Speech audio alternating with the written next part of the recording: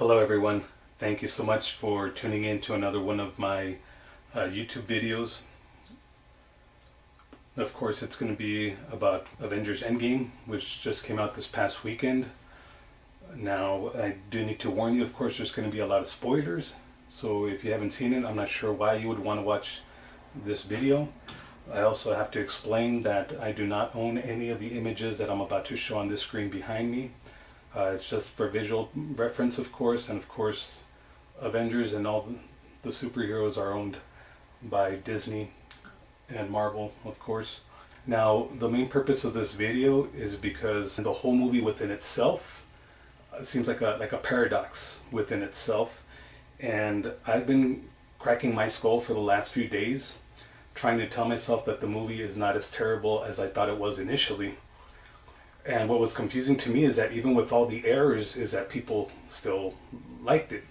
Now, that doesn't mean that I don't want people not to like it. I just want to like it more myself. And I think I did find a way for me to like it more, and even for you to like it more. If you already liked it, I think with my own explanation, you'll like it even more. So let's get right into it. One thing that really is confusing people is the time travel element of the movie. And so far I've seen two primary groups. There's a group that, even though the movie explained it, did not get it, did not understand the way the time travel works. And there's mostly the group of people that did understand it, but in understanding it, they don't see the errors even within that. Okay, so I'm going to explain it to you, and I'm pretty sure you might find some little inconsistencies, but I think in the end, it's my theory is going to be acceptable. Now, I'm not saying that my theory is absolute. I'm putting this out there, and I want to know if you disagree or if you find anything wrong. But I think for the most part, you're going to find it acceptable. Okay? So I'm going to go ahead and explain what people are getting totally wrong. Totally wrong.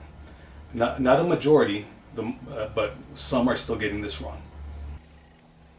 I'm coming back to this scene where War Machine explains that why don't they go back in time to kill Thanos when he was a baby and basically strangle him, and that will undo everything, the snapping and everything.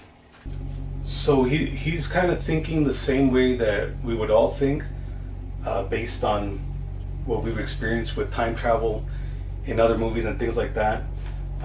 War Machine and Ant-Man, they actually try to explain, like, yeah, we saw this in this movie and saw this in that movie. I don't want to mention those other movies, but you understand. So Hulk debunks what they are trying to explain, that you cannot go back and kill baby Thanos and then have him dead in the future.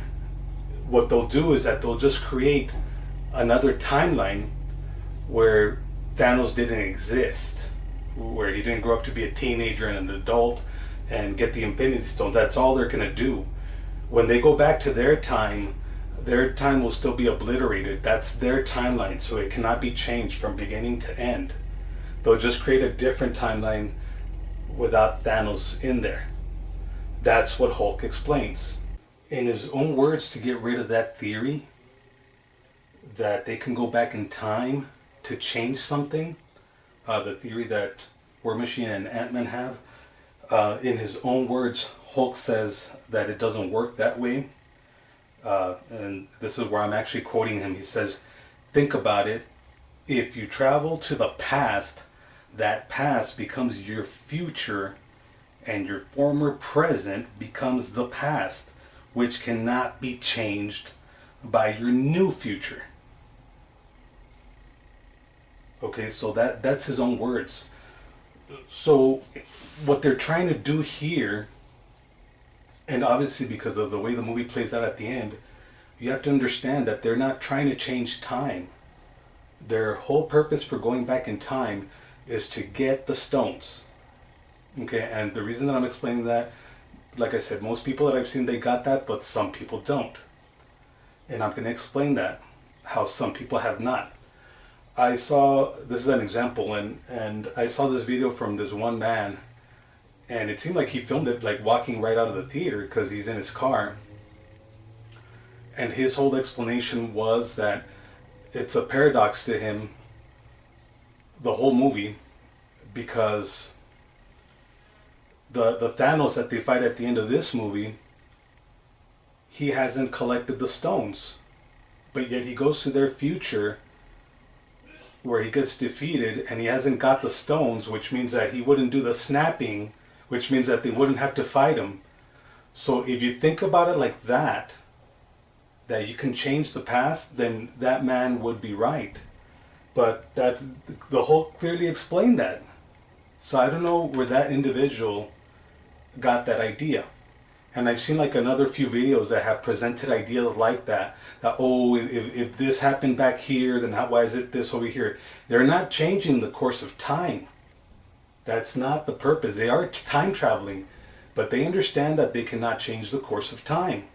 They just want the stones, and the only way that they can get the stones is to go back and get them somewhere else. But it's not going to change the time. That's why they wanted the stones, just to make things go back as best as they could and get everybody back that was dusted in the snapping. That's as good as it can get. And even then, there's still things that are wrong, because you have some people that were not involved in the snap that are 5 years older, and the ones that did go away are 5 years younger now than them, because they came back, they didn't age, and now they're 5 years into the future from when they disappeared. A lot of people have explained that, so I'm not taking credit for that, but I'm just trying to explain how they're not trying to change time in this movie. That's not what they're trying to do. They realize that they can't. At least Hulk does. So there's a certain element that I haven't seen anybody else brought up that I'm going to explain how even then things are going to make sense in the end, because even accepting his theory does not work for certain things in the movie. But I'm going to give you this huge explanation, because technically this whole movie, and I don't know what part of this franchise, but it's all a big deception. And it seems like most of us, or I haven't seen anybody that hasn't fell victim to it, but it's a good deception. It's a lie. It's a huge farce, and I'm going to explain it to you, and it's all going to make more sense in the end. Okay, so right now I'm going to explain why this theory does not work within itself. So here we obviously have Bruce Banner, who is aka the Hulk, and he is actually telling the Ancient One that if she lets him take the time stone, that they'll actually come back and put it where it goes. But that means that he's debunking his own theory. But nothing has happened within the timeline to have him change his mind. So there's no reason for him to tell her that, unless he's deceiving her. But that's not the deception that I'm mentioning in this movie. But he knows that he cannot return the stones. If anything, if they were to go back and return the stones, they'd return them to another different timeline that they're creating, and now there would be 2 sets of stones. That's with his own explanation. So he knows that he cannot return it. Okay, at least that's the way that he's thinking. Okay. And again, his theory does not work. It does. I will explain how it works, but it doesn't within the own movie continuity. Because at the end, that means that Captain America's mission to return the stones wouldn't work. He cannot go back to the same timeline that they took him from. That's already a different reality. He'd only go back to a different reality where he would leave the stones, and like I said, there'd be another set of stones. But now this is the part where I'm going to explain how all of it is possible, even with the Hulk's explanation. Okay, so here comes the big kicker. So we've all kind of forgotten that in the Marvel Cinematic Universe, we've been presented with 2 different ways to time travel. So the one that we're remembering the most right now is using the scientific way, using Hank Pym's technology. Okay, but if you rewind back and think about the Doctor Strange movie, Doctor Strange has time traveled, but he didn't use science. He used magic.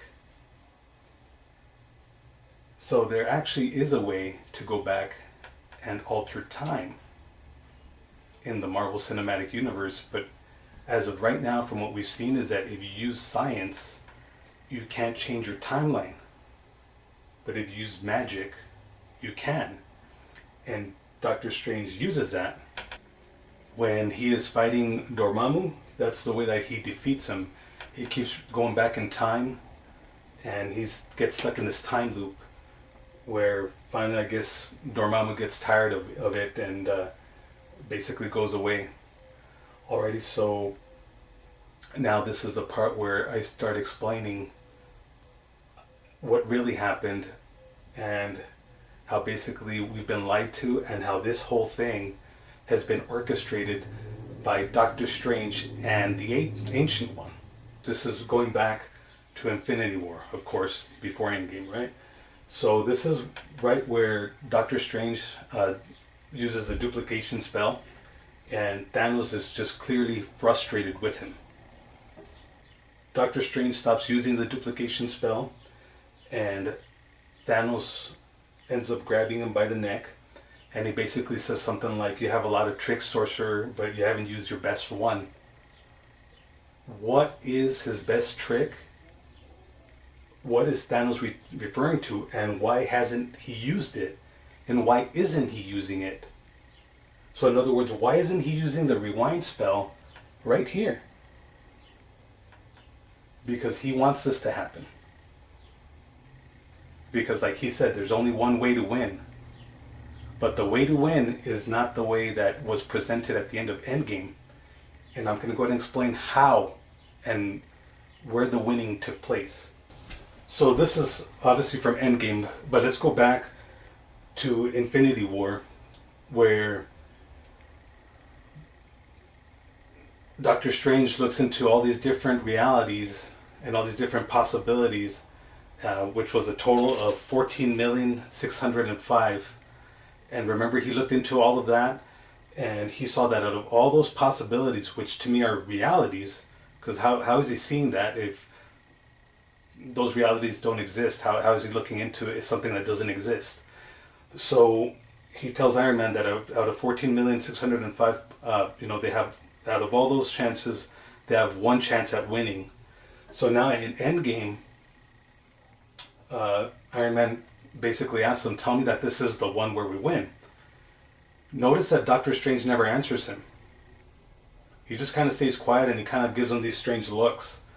At one point he does hold out his finger, and maybe we might think this is the one, but he doesn't tell him. Okay, but that's because Doctor Strange has an even larger plan than we couldn't anticipate. Okay, and again, this is on theory, and this is what the plan is. So the plan is between Doctor Strange and the Ancient One. I've already kind of mentioned that. And I don't know who else within their sanctum might be in on it, but it's definitely Doctor Strange and the Ancient One correlating everything to work their way. Okay, so I'm going to go ahead and just present to you what's happening here, what I think is happening here, and then I'm going to explain it.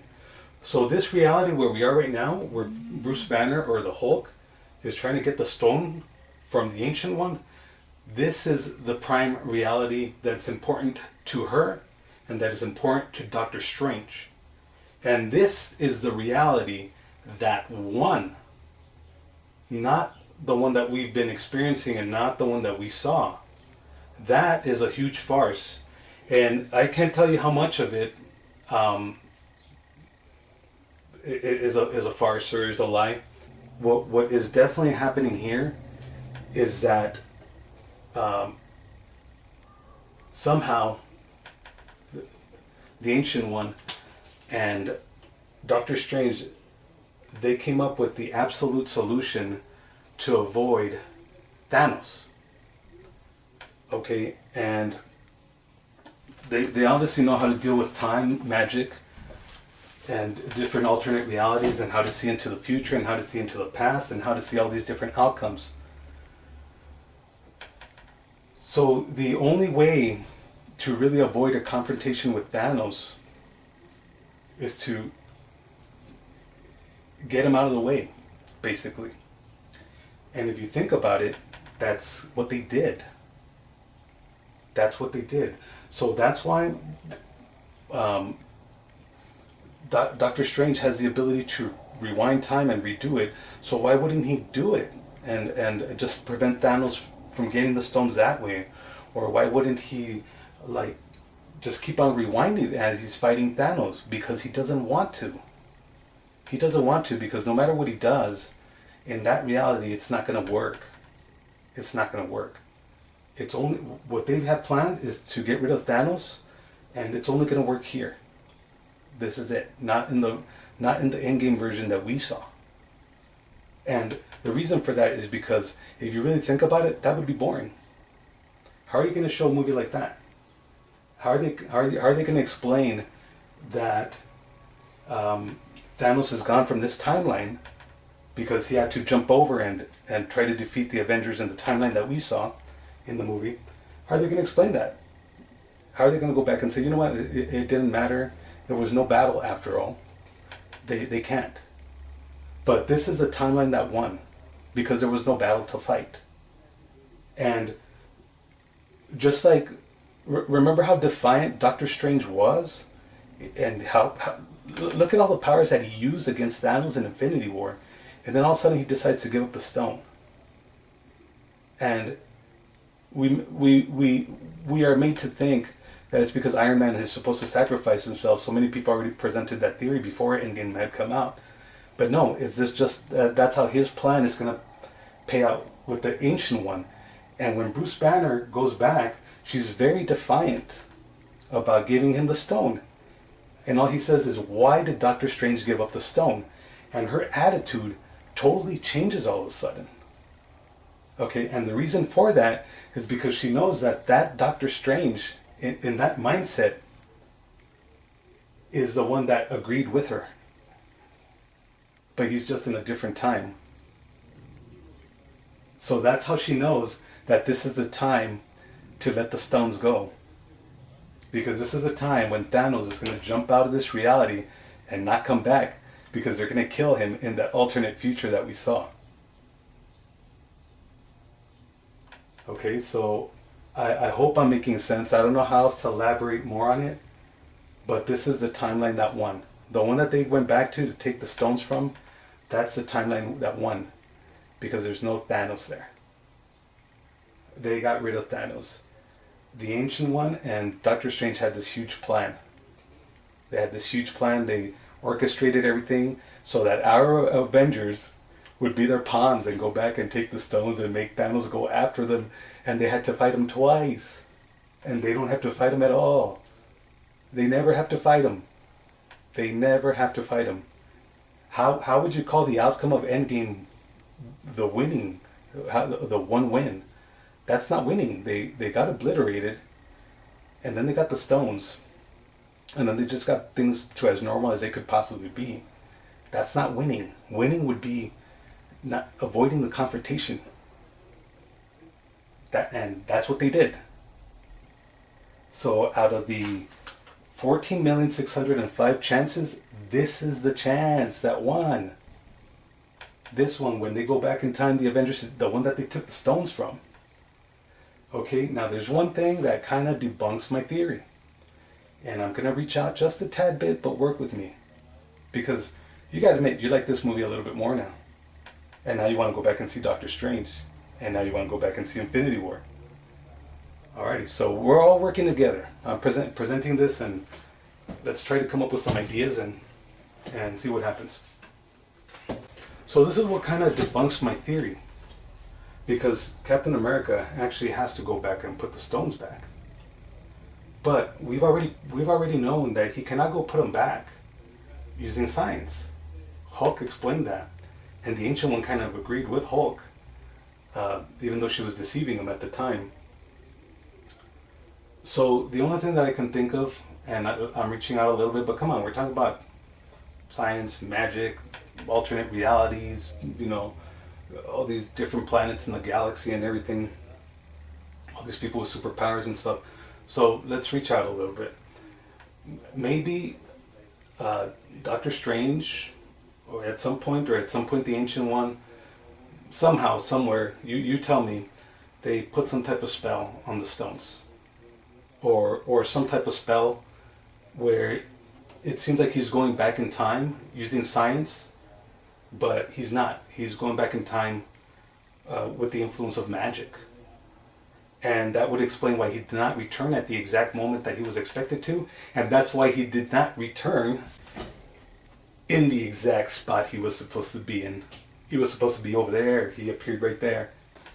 This is something very strange that I'm going to present to you. Now, it doesn't really complement my theory, but obviously you have Captain America and Peggy Carter.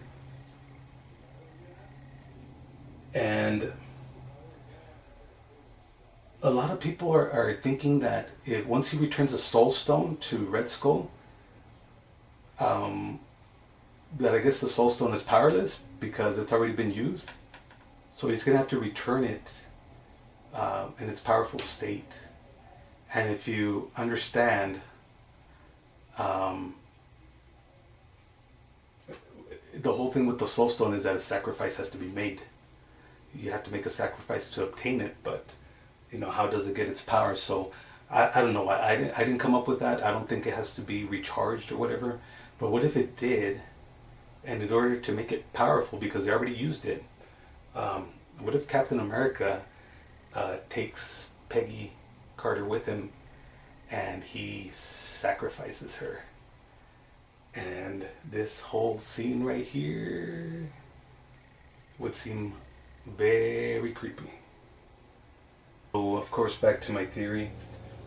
So to me, that's the best way to explain everything, with the inconsistencies with time travel and everything, and the way that it was explained by the Hulk in Endgame.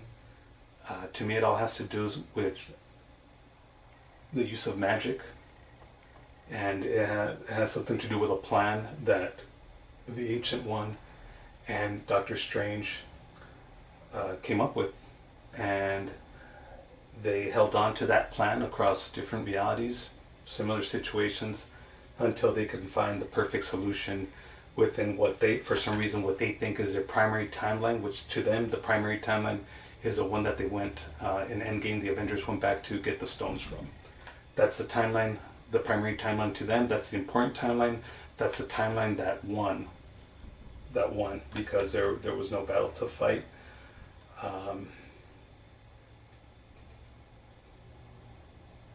But there's just so many similarities. Just look at how much they protect the stone and how little convincing it took to give it up.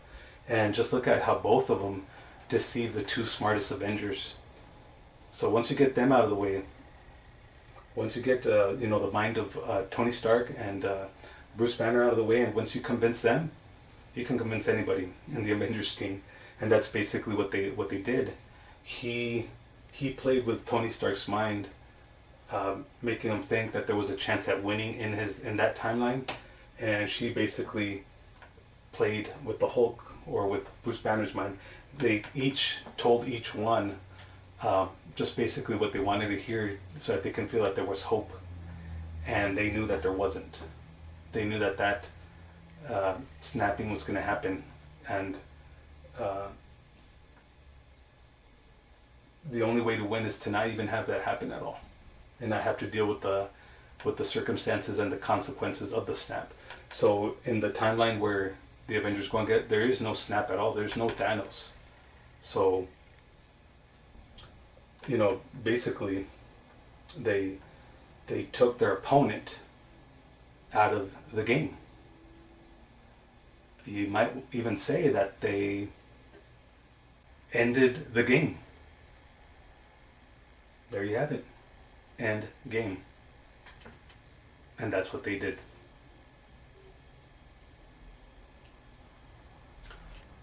So I really hope you liked this video.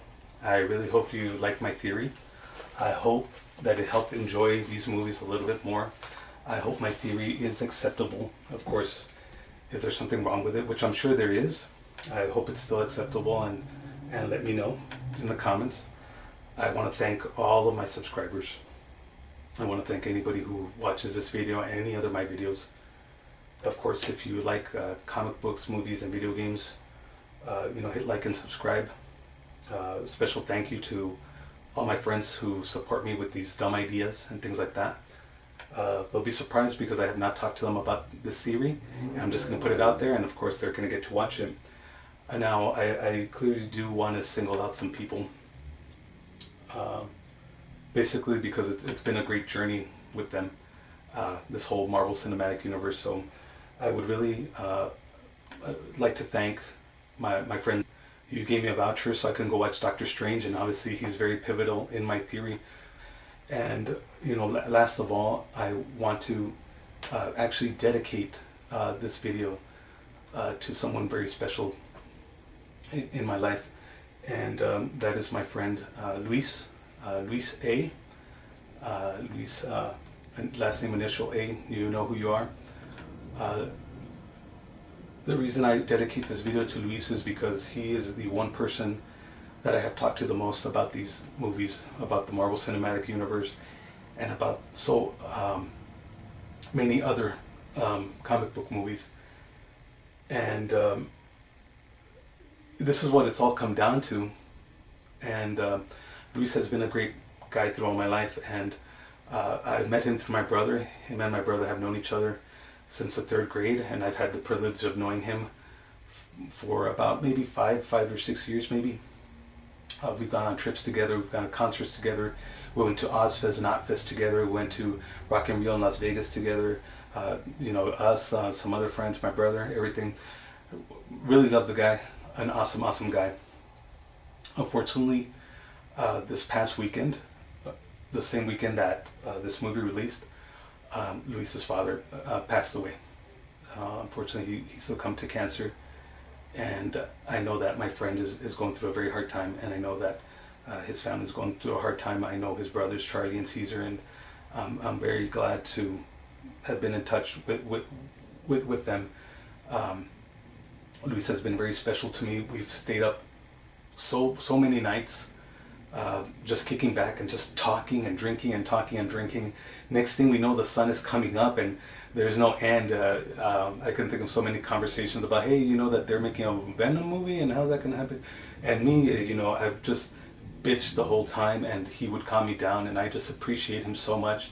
And I wish that I could have experienced this movie, and I wish I could talk to my friend about it. So Lisa, I definitely dedicate this video to you, because you have really been there throughout this amazing journey. I don't think we've even seen one of these movies together, but man, we've talked about them so much, and I haven't talked with anybody more about it. So I know you're suffering a great loss, and my heart is with you, and my brother and all of our other friends are here for you when you're able to get back in the game. And just the main thing that I want to say is that when somebody loses someone, you kind of worry about what you might have lost from them, if that makes any sense. So Luis, you are a very special guy. I hope you enjoyed this video most of all, and thank you everyone for watching.